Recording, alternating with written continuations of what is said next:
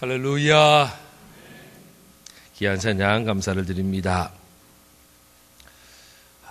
제가 애리조나라는 곳에서 살았었습니다. 이 애리조나라는 곳은요, 인디안들이 굉장히 많이 사는 곳입니다. 미국의 주중에 인디안들이 아주 많이 밀집해서 사는 곳이 이 애리조나라고 이야기할 수 있습니다. 나바호 부족이 있고요, 체로키 부족도 있고요. 아마 아파치 부족은 들어봤을 거다라는 생각이 듭니다. 옛날 서부 영화에 보면 주로 미군들과 전쟁했던 그 부족들이 아파치 부족이 많이 있었습니다. 또 푸에블로 인디안도 있었고요. 그 중에 호피라는 부족이 있습니다. 이 호피 부족은 다른 부족보다는 숫자도 적고 땅도 아주 조그만합니다. 나바호 부족이 아주 큰 땅을 차지하고 있는데 그 땅 한가운데 나바호 부족이 완전히 둘러싸여 있는 산속에 호피 부족의 땅이 있습니다. 그런데요, 이 호피 부족이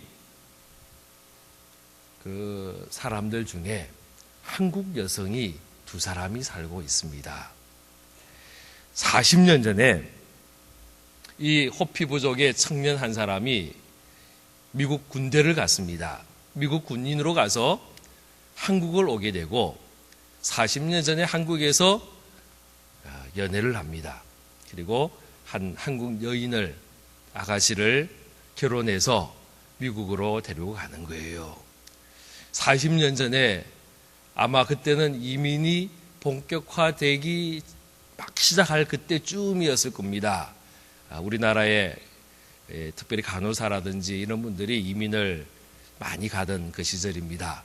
저도 40년 전에 하마터면 이민을 갈 뻔했던 그런 적이 있었어요. 저희 가족이 이민 가려고 사진도 찍고 뭐 여권도 만들고 다 했다가 마지막에 포기를 하셨는데 그때쯤이었던 것 같습니다. 한 40여 년 전에 이분이 결혼을 하고 미국을 간 겁니다. 그때만 해도 미국에 대해서 잘 알지 못했을 때고 정보도 많지 않았을 때입니다. 그런데요, 이 인디안 청년하고 결혼을 해서 미국에 도착했는데, 도착해서 공항에 도착해서 큰 도시로 가는 게 아니고 차를 타고 어디로 가느냐, 산골짜기 그런 산골짜기도 없는 거예요.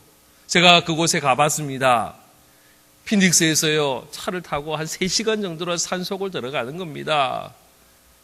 그 나라 산은 뭐 나무도 없는 산이긴 하지만은 굽이굽이 산을 들어가서 호피라는 인디안 부족에게 들어가는 거예요.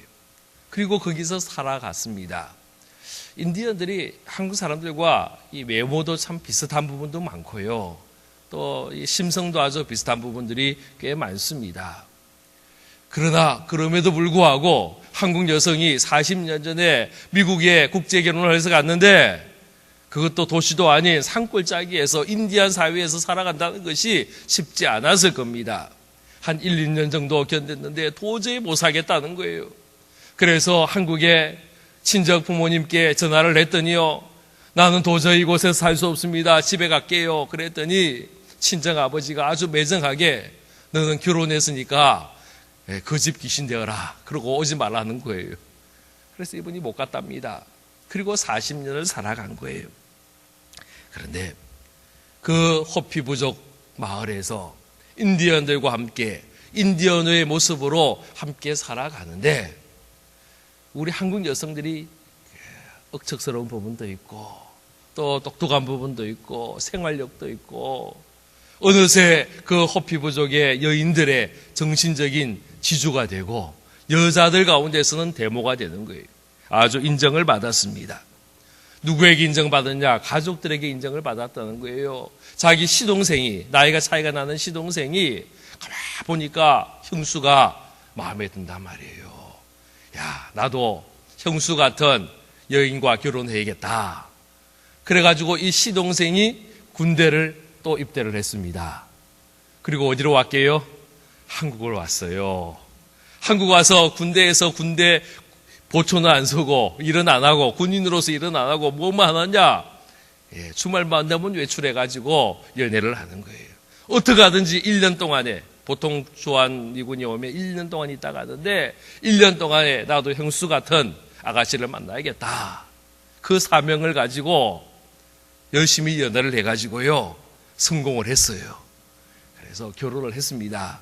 그리고는 또 한 아가씨를 데리고 그 호피 부족, 그 산골짜기에 데려가는 거예요. 그래서 지금 그 호피 부족 마을에는 한국 여성이 2사람이 살고 있어요. 40년이 지금 지나갔는데 한 30년 정도 지나가니까 동네 사람들이 다 인정을 하는 거예요. 이분에 대해서 아주 좋은 마음을 가집니다. 30년 기념으로 내가 우리 동네에 와서 결혼해서 산 지가 30년 되었는데 그 기념으로 내가 선물을 하나 주겠다. 동네 어른들이 모여가지고요. 선물 주겠다는 거예요. 뭘 원하느냐? 원하는 대로 해주겠다. 약속을 했습니다. 땅을 달라면 땅을 줄 것이고 집을 세워달라고 하면 집을 세워줄 것이고 그 동네 추장들하고요. 이 어른들이 모여가지고 이 분을 칭찬을 하고 인정을 하는 거예요. 그때에 이분이 요구한 것이 뭐냐 하면 이 호피 부족이 마을이 총 9개가 있어요. 9개의 동네가 모여서 호피 부족을 이루고 있는데 나머지 8개 부족에게는 그 마을에는 교회가 있어요. 그런데 그 분이 살고 있는 그 동네에는 교회가 없는 거예요. 교회가 들어오지를 못하는 거예요. 그래서 이분이 그 동네의 어른들에게 요구를 했습니다. 우리 마을에 교회가 하나 들어왔으면 좋겠습니다. 라고 요구를 한 거예요. 인디안들이 그곳에 살기 시작하면서 그 마을에는 절대로 교회가 못 들어오는 거예요. 그 옆에 마을까지는 들어왔는데도 불구하고 그 마을은 교회가 못 세워졌는데 이 어른들이요, 이 한국 이제 아가씨가 아니죠. 한국 아줌마가 된 이분이 30년 만에 인정을 받고 소원을 이야기하라 그러니까 교회를 세워달라라고 요구하니까요. 이 말을 물릴 수가 없는 거예요. 그래서 교회를 세워준 거예요. 이분이 처녀 때의 신앙생활을 잘했느냐? 아니에요. 그저 몇 번 교회를 가봤답니다. 그리고 30년 동안 신앙생활도 못하고 교회도 못 가고 그렇게 살았는데 그 이민 생활을 하면서 인디안의 삶을 살아가면서 그 마음에 갈급함이 있더라는 거죠. 믿음에 대한 신앙에 대한 갈급함이 있어서 우리 동네에 교회가 세워져서 나도 교회 가서 예배 드렸으면 좋겠다라는 그 마음을 가지게 되었다는 겁니다. 그래서 그 교회에, 그 마을에 교회가 세워졌어요. 그리고 이분이 그 교회에 지금 권사님이 되어 있어요. 할렐루야. 그리고 그 동서는요, 집사님이 되어 있어요. 그래가지고 같이 두 분이요, 교회를 얼마나 잘 섬기고 충성된 일꾼으로 살아가는지 모릅니다. 오늘 본문 말씀에 보면 이분 권사님 이름이, 저 이름은 다 기억을 못하고 심 권사님이라고 제가 들었어요. 이 심 권사님과 아주 비슷한 한 사람이 오늘 말씀에 나옵니다. 그분이 바로 고넬료라는 분입니다. 오늘 1절 말씀에 보면 가이사라에 고넬료가라는 사람이 있으니 이달리아 부대라는 군대의 백부장이다라고 설명하고 있습니다. 이 가이사라는 곳은 당시 로마의 총독부가 주둔해 있던 곳이었습니다. 로마의 총독 그리고 로마의 군대가 이곳에 주둔하면서 이스라엘을 통치하고 다스리는 그런 곳이었습니다. 고넬료는 로마 군인이었습니다. 백부장이었습니다. 오늘날로 이야기하면 중대장이나 대대장 정도에 되는 지위. 사실은 오늘날의 중대장, 대대장보다 훨씬 더 높은 자리. 군인을 100명을 거느리고 있는데 아주 고위 관직이라고 할 수 있는 그런 지위에 있는 사람이었습니다. 백부장이라는 그 직분을 보았을 때에 이 사람은 절대로 유대인이 아닙니다. 로마 사람입니다. 이방 사람입니다.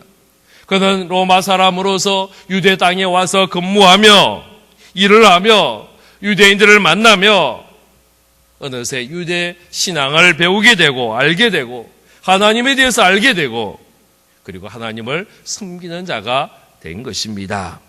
아마도 많은 신학자들은요, 이 고넬료에 대해서 연구를 하면서 어쩌면 이분의 부인이 유대 사람일 거다라고 추측을 조심스럽게 하기도 합니다. 왜냐하면 그 당시에 로마에는 성적으로 굉장히 문란했습니다. 그래서 로마의 처녀들은 별로 결혼 대상자로 인기가 없었습니다. 이 로마 사람들도 알았습니다. 유대 여성들이 정결하고 순결하고 또 아주 순종적이고 또 여러 가지 모습에서 칭찬받을 만한 자다라는 것을 알았기 때문에 유대 여성들과 결혼하는 것을 좋아했다라는 그런 모습들이 있습니다. 사도행전에 보면 그 빌라도를 이어서 총독으로 온 사람이 벨릭스라는 총독이 있는데 이 벨릭스 총독의 아내 이름이 두루실라인데요. 이 사람도 유대 여인이었습니다. 아마 이 고넬료도 부인을 통하여 믿음을 받아들이고 신앙을 갖게 되고 하나님을 알게 되고 하나님 앞에 예배하는 자가 되지 않았을까 하는 그런 생각을 해봅니다. 우리의 성도들도요, 제가 만나보면 결혼하면서 믿게 된 분들이 있더라고요. 많은 분들이, 남자분들이 결혼하려고 예수 믿고 세례받은 분들이 있는데 간혹 가다 보니까 여자분들도 있더라고요. 우리 집사님, 권사님들 중에도 보면 결혼하고 예수 믿게 되고 결혼해서 신앙을 알게 되고 하나님 알게 되고 신앙 갖게 된 분들이 꽤 있으시더라고요. 아마 고넬료가 그런 모습 속에서 하나님을 알게 되었지 않았을까라는 생각을 합니다. 우리 가정에서 특별히 부인들의 역할이 참 중요합니다. 할렐루야. 얼마 전에 제가 책을 한 권 봤는데요. 육이 죽어 영이 산 사람, 후쿠시케 다카시라는 일본 사람의 간증책입니다. 이분이요, 전자공학에서는 최고의 권위자였습니다. 히타치와 맥이라는 곳에서 아주 최고의 연구가로 연구하는 그런 사람이었는데 이분은 신앙을 갖지 않았습니다. 부인이 신앙 가지고 있는데 부인의 신앙을 야단을 치고 이거는 헛된 생각이라고 이야기하고 박해하던 그런 사람이었습니다. 그런데요, 이분의 부인이 한국 사람이에요. 예수를 잘 믿는 한국 분이었어요. 이분이 어느 날 갑자기 쓰러져 가지고요, 3주 동안 혼수 상태가 되었는데 그 혼수 상태 속에서 예수님을 만나게 되고요, 그의 신앙이 믿음이 바뀌게 되고요, 그래서 예수 잘 믿는 사람으로 다니면서 간증하고 내가 만난 주님에 대해서 나는 그런 사람으로 변화되는 그런 모습의 책에 소개가 되어 있습니다. 이분도요, 그 부인의 영향을 받는 거예요. 자기는 핍박하였지만 그 부인이 믿는 예수님에 대해서 관심이 있었고요, 알게 되고요, 믿게 되더라는 것입니다. 여러분, 혹시 우리 가운데 아직도 우리의 배우자가, 우리의 부모님들이, 우리의 자녀들이 믿음 생활을 아직 하고 있지 않는 분이 있다면 이 시간 소망을 품고 하나님 앞에 기도할 수 있기를 바랍니다. 할렐루야. 하나님은 우리 한 사람을 통하여 우리의 가정을 변화시키시고 한 사람을 통하여 하늘의 능력과 하늘의 은혜와 하늘의 풍성함을 채워주실 줄로 믿습니다. 오늘 우리 고넬료, 그리고 이 고넬료의 가정에 대해서 묵상하면서 우리의 가정이 믿음의 가정, 하나님 보시기에 온전한 가정이 되기를 바랍니다. 고넬료, 이 사람은 어떤 사람이냐? 오늘 말씀해 보면 인정받고 칭찬받는 사람임을 우리가 보게 됩니다. 고넬료는 먼저 사람들의 인정을 받고 사람들의 칭찬을 받았습니다. 10장 2절 말씀해 보면 그는 백성들을 많이 구제하였다라고 이야기를 합니다. 22절 우리가 읽지 못했지만 22절 말씀해 보면 유대 온 족속이 칭찬하는 사람이다라고 소개하고 있습니다. 고넬료는요, 이방 사람이었고 이스라엘 민족을, 유대 민족을 식민 통치하기 위하여 그 땅에 온 군인이었지만은 그는 하나님을 알게 되면서 구제하고 섬기고 사람들을 돌보고 어려운 자들을 돕는 그 일을 많이 했다라는 것입니다. 우리가 구제를 많이 해야 합니다. 우리가 잘 베풀어야 합니다. 구제하고 베푸는 그 삶이 하나님의 기쁨의 모습이고 하나님의 사람들이 해야 할 일인 줄로 믿습니다.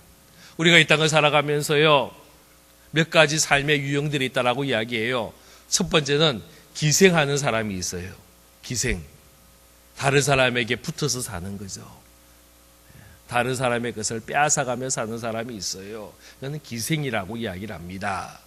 두 번째는 어떤 사람이 있냐면 각생이 있어요. 그냥 각자 사는 거예요. 자기 혼자 사는 거예요. 알아서 사는 겁니다. 내가 다른 사람을 돕지도 않고 다른 사람의 도움도 받지 않고 그냥 나 혼자 열심히 사는 사람. 이 각생의 사람도 있어요.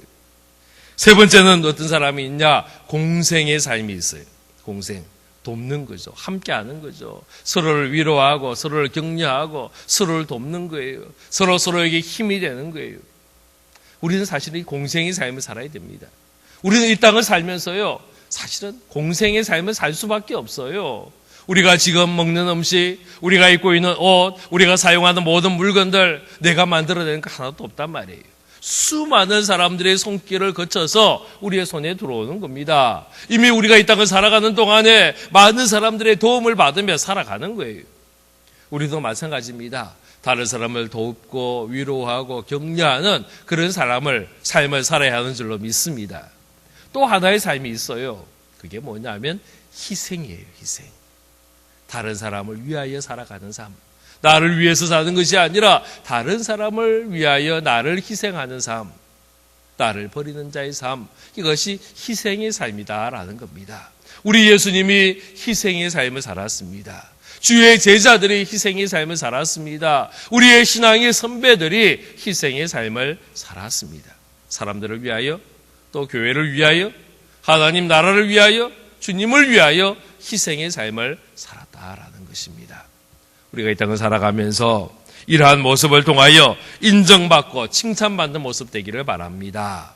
고넬료는 하나님의 인정도 받았습니다. 4절 말씀해 보면 하나님께서 말씀합니다. 천사가 이르되 내 기도와 구제가 하나님 앞에 상달되어 기억하신 바 되었다라고 이야기합니다. 고넬료가 구제하고 섬겼던 그 모든 일들, 하나님 앞에 예배하며 기도했던 그 모든 일들이 하나님 앞에 드려졌고 이것이 하나님의 기억이 되었다라는 것입니다. 하나님의 인정을 받았습니다. 우리가 사람의 인정도 중요하지만은 더 중요한 것은 하나님의 인정입니다. 하나님 보시기에 아름다워야 합니다. 하나님 보시기에 복되어야 합니다. 할렐루야. 하나님이 칭찬하시는 우리의 모습 되기를 바랍니다. 나다나엘이라는 사람 기억납니다. 요한복음 1장에 보면 나다나엘이 있는데요. 예수님이 나다나엘을 처음 보는 순간 칭찬해요. 참 이스라엘 사람이로다. 그 속에 간사한 것이 없도다. 칭찬하였습니다. 우리가 하나님의 참 백성으로, 참 사람으로, 하나님을 사랑하는 자로, 하나님을 의지하는 자로 우리가 주님 앞에 기억되어지는 우리의 모습 되기를 바랍니다. 두 번째로는요, 고넬료는 어떤 사람이냐? 하나님을 예배하며 기도하는 사람이었습니다. 2절 말씀해 보면 그는 경건하였습니다. 온 지방과 더불어 하나님을 경외하였습니다. 그리고 하나님께 항상 기도하였다라고 이야기를 합니다. 그래서 그 기도가 하나님 앞에 상달되고 하나님의 기억하심이 되었다라고 말씀하고 있습니다. 고넬료는 하나님을 경외하였습니다. 예배하였습니다. 하나님을 섬겼습니다. 하나님을 사랑하였습니다. 그는 이방인임에도 불구하고 유대인이 아니었는데도 불구하고 그는 하나님을 알게 되었고 하나님을 섬기는 자가 되었다라는 것입니다. 하나님은 누구를 좋아하시느냐? 예배하는 자를 원하시고 예배하는 자를 기뻐하시고 예배하는 자를 통하여 자신을 보여주심을 믿으시기를 바랍니다. 고넬료 얼마나 멋있어요. 이때만 해도요, 아직도 이스라엘 유대인들은 폐쇄적이었습니다. 자기들만 택한 민족, 자기들만 선민이라고 이야기했습니다. 이방인들에게 하나님에 대해서 소개하지 않았습니다. 예수 믿는 사람들도요, 아직 이방 선교가 시작되지 않았습니다. 예수님은 예루살렘과 온 유대와 사마리아와 땅끝까지 나가 복음을 전하라고 이야기했지만은 이스라엘 사람들, 유대인들, 그리고 예수님의 제자들 여전히 예루살렘 안에 머물러 있을 그때였습니다. 그런데 이 고넬료는 그 중에서도 하나님을 알았고요, 하나님을 예배했고요, 하나님 앞에 기도하는 사람이 되었더라는 것입니다. 참 복 있는 사람입니다. 그는 천사를 만났습니다. 하나님의 음성을 들었습니다. 하나님의 지시함을 받았다라는 거예요. 얼마나 복이 있습니까? 누구에게 하나님의 복을 주시느냐? 하나님 앞에 예배하는 자에게 복 내려주심을 믿으시기를 바랍니다. 우리가 중요하게 생각할 것, 우리가 귀하게 생각할 것, 예배의 자리입니다. 오늘 이 밤에 하나님 앞에 예배드리기 위하여 나온 우리 모두를 하나님이 기뻐하시고 기억하시고 사랑하실 줄로 믿습니다. 기도하라 그랬습니다. 고넬료의 특징은요, 항상 기도했다는 거예요. 얼마나 대단해요. 바울을 통해서 우리 주님께서 하신 말씀이 항상 쉬지 말고 기도하라라고 이야기하는데, 이 고넬료가 항상 하나님께 기도했다라는 거예요. 우리가 기도를 더 많이 할 수 있기를 바랍니다. 하나님은 우리의 기도를 들으시고 우리의 기도에 귀 기울이시고 우리의 기도에 응답하시는 좋으신 하나님인 줄로 믿습니다. 세 번째로는요, 그는 그의 온 가족과 더불어 주님을 믿게 되었습니다. 2절 말씀에 온 지방과 더불어 하나님을 경외하였다라고 이야기합니다. 혼자서만 예수 믿은 것이 아니고 혼자서만 하나님을 믿은 것이 아니라 온 지방과 더불어 하나님을 경외하였습니다. 24절 말씀에 보면요, 그는 베드로를 청합니다. 베드로가 그에게 나아갔을 때에 그는 그의 친척들과 가까운 친구들을 모아서 기다렸다라고 이야기하고 있습니다. 혼자서만 하나님의 말씀을 들은 것이 아니고 그의 모든 친척들, 그의 모든 친구들까지 불러 모아서 베드로의 말씀을 듣기를 사모하며 기다리는 고넬료의 모습을 보게 되는 것입니다. 여러분, 가족전도 중요합니다. 가족전도 절대로 포기하면 안 됩니다. 하나님이 나를 예수 믿게 하고 하나님의 자녀 되게 하고 하나님의 백성 되게 하신 중요한 이유 중에 하나가 나를 통하여 가족이 믿게 하기 위함임을 여러분 믿으시기를 바랍니다. 가족을 위한 기도는요, 절대로 땅에 떨어지지 않습니다.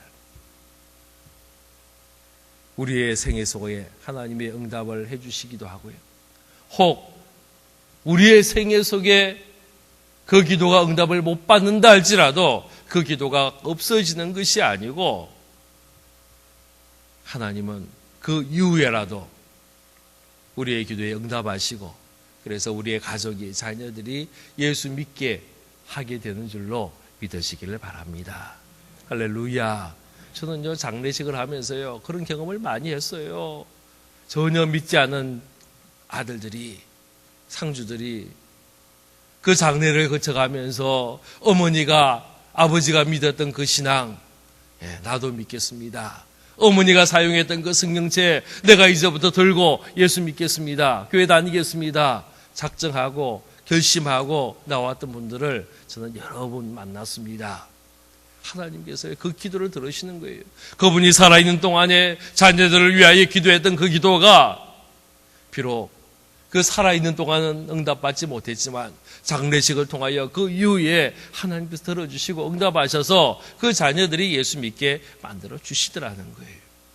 우리가 가족을 위하여 기도하고 가족을 전하고 가족에게 복음을 전하고 우리의 온 가족이 주님을 믿는, 주님을 예배하는 그 모습을 우리 하나님이 기뻐하심을 믿으시기를 바랍니다. 할렐루야. 어떤 시어머니가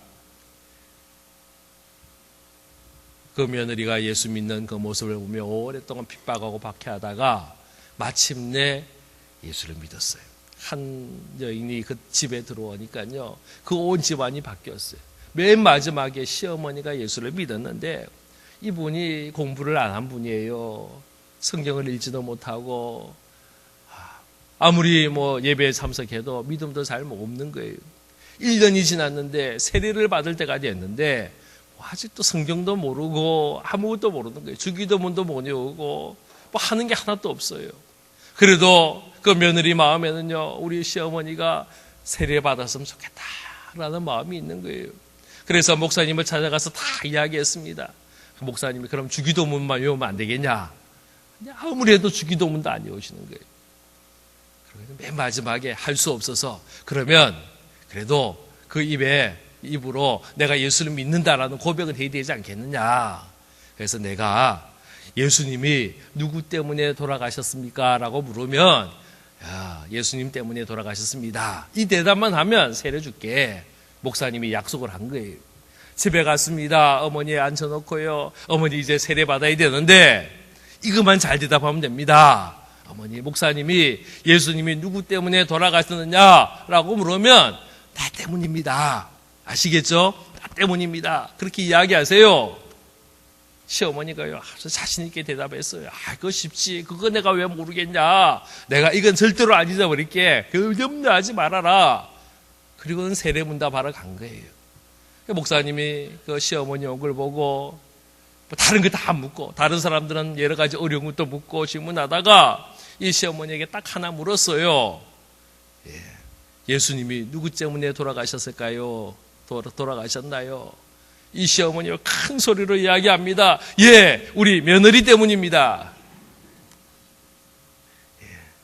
그래도 우리 하나님은 그 시어머니 기뻐하실 줄로 믿습니다. 그 며느리 기뻐할 줄로 믿어요. 그 어머 며느리가 얼마나 기도하고 자기의 가족을 구원하기 위해서 얼마나 애를 태우며 하나님 앞에 인도하기를 사모하며 그 열매가 나오는 거예요. 며느리 때문이라고 고백하지만은 하나님이 그 모습 보면서요 미소 지으시고 기뻐하시고 그 시어머니도 구원받게 하실 줄로 믿습니다. 우리가 가정에서 믿음의 가장이 되는 것 참 중요합니다. 믿음의 가장은 꼭 남자만은 아니더라고요. 어떤 때는요 자녀가 믿음의 가장이 되기도 하고요.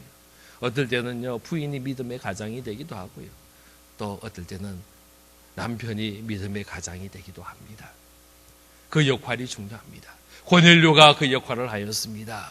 고넬료가 하나님 앞에 기도하고 하나님을 경외하고 그래서 하나님의 음성을 듣고 베드로를 요청하고 그리고는 모든 집안 식구들 다 불러 모아서 그 말씀 앞에 엎드리게 하며 하나님의 사람 되게 하고 주님의 사람 되게 하는 그 놀라운 역할을 이 고넬료가 감당하더라는 것입니다. 여러분, 우리의 마음에 소원을 가집시다. 우리의 가정이 오늘 제목처럼 하나님 앞에 온전한 믿음을 가진 가정 되게 하여 주옵소서. 이 일에 내가 쓰임받기를 원합니다. 내가 믿음의 가장 되기를 원합니다. 내가 고넬료가 되기를 원합니다. 하나님 나를 사용하여 주옵소서. 우리가 기도하는 우리의 모습 그리고 우리의 온 집안이 우리의 온 친척이 다 예수 믿는 가정이 되기를 사모하며 구하는 우리의 모습 되기를 바랍니다. 기도하겠습니다. 주님 감사합니다. 주님 사랑합니다. 주님만 의지합니다. 주님만 따라갑니다. 아버지 하나님, 고넬료 한 사람을 통하여 그의 온 집안이, 그의 모든 친척들이, 그리고 그의 모든 친구들까지 하나님의 사람이 되며 성령의 사람이 되며 예수의 사람이 되는 놀라운 은혜를 경험하게 된 것을 기억합니다. 아버지 하나님, 우리도 고넬료처럼 경건하며 하나님을 경외하며 구제하며 기도함을 통하여 인정받고 칭찬받는 모습 되며 하나님의 기억되는 우리의 모습이 되도록 은혜를 더하여 주옵소서. 예수 그리스도의 이름으로 기도하옵나이다. 아멘.